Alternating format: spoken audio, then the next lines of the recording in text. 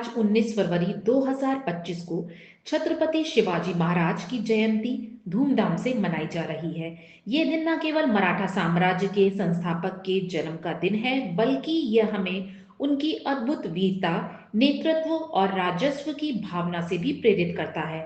19 फरवरी 1630 को शिवाजी महाराज का जन्म हुआ था और उन्होंने अपने जीवन का अधिकांश समय मुगलों से युद्ध करते हुए देश के प्रति अपनी निष्ठा को दर्शाते हुए बिताया। शिवाजी महाराज का नाम मराठा समाज में ही नहीं बल्कि समूचे भारतवर्ष में अत्यधिक सम्मान और श्रद्धा से लिया जाता है।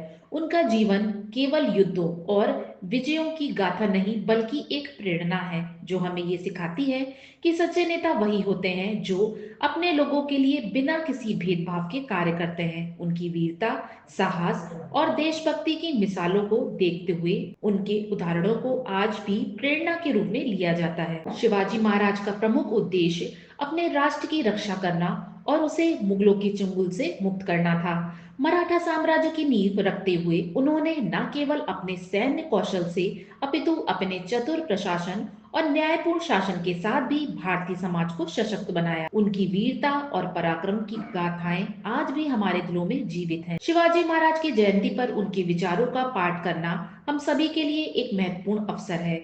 ये दिन हमें उनके नेतृत्व, साहस, न्याय की भावना को अपनाने की प्रेरणा देता है। उनकी जयंती केवल एक उत्सव नहीं बल्कि यह हमें अपने जीवन में भी उन गुणों को अपनाने की प्रेरणा देती है जो उन्होंने जीवन भर प्रदर्शित किए थे। शिवाजी महाराज ने हमें सिखाया कि किसी भी कठिनाई का सामना साहस और बुद्धिमत्ता से किया जा सकता है।